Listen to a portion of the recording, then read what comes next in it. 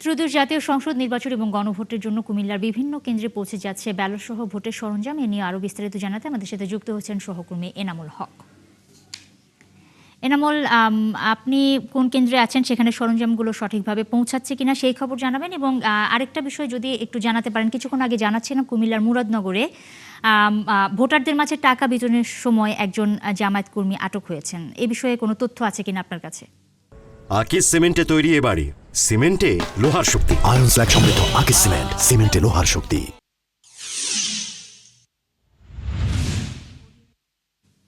কুমিল্লা মুরাদনগরের ছালিয়াকান্দির জামায়াতের ইসলামীর নির্বাচনের প্রধান সমন্বয়ক হাবিবুর রহমান হেলালিকে আটক করেছে স্থানীয় জনতা এবং পরক্ষণের নির্বাহী ম্যাজিস্ট্রেট সেই প্রাইভেট কার থেকে 2 লক্ষ টাকা উদ্ধার করেছে। এটা নিয়ে একটি চাঞ্চল্যকর বিষয় হয়েছে। তবে হাবিবুর বিষয়টি এবং জামায়াতের পক্ষ থেকে বিষয়টিকে সাজানো নাটক হিসেবে তারা উল্লেখ করেছেন।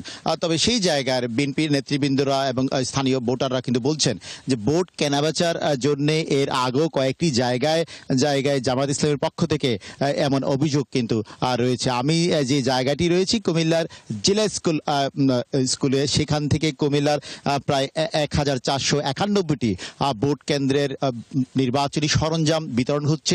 শেষ পর্যায়ে রয়েছে সরঞ্জাম বিতরণ কার্যক্রম। সেখানে গ্রাম্য পুলিশ, আনসার এবং পুলিশের সদস্যরা রয়েছেন, যারা দিনভর কালকে নির্বাচনে সুষ্ঠু অবাধ নিরপেক্ষ করার জন্য যে কাজটি তারা করবেন। এর মধ্যে 26,334 জন কুমিল্লার এই ভোট কেন্দ্রগুলোতে কাজ করবেন। কুমিল্লার 49,92,310 জন ভোটার ভোট দিবেন। 11 জন প্রার্থী ভোটে লড়ছেন 93 জন।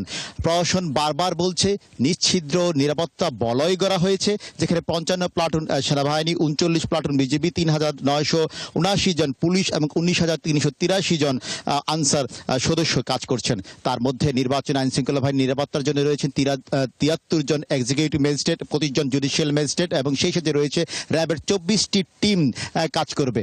এই যে নির্বাচন বারবার জেলা প্রশাসন পৌঁছেন অবাধ সুষ্ঠু নিরপেক্ষ ভোট জন্য নিজের ভোট নিজে দেওয়ার পরিবেশ সৃষ্টি করেছে জেলা রিটার্নিং কর্মকর্তা। তার জন্য অধীর আগ্রহ। কালকে সকালবেলা তারা ভোটের মাধ্যমে, নির্বাচনের মাধ্যমে 11টি আসনের সে 83 জন প্রার্থীর মাধ্যমে 11 জন নেতা নির্বাচন করবে, তাদের পছন্দের প্রার্থীকে ভোট দেবে। সেই পরিবেশ ইতিমধ্যে প্রস্তুত। ইতিমধ্যে ভোট কেন্দ্রগুলোতে ভোটের সরঞ্জাম চলে গিয়েছে। শুধু প্রহর গুনছে ভোটের উৎসবের ব্যালট উৎসব কার পক্ষে যায় সেটি দেখার অপেক্ষায়।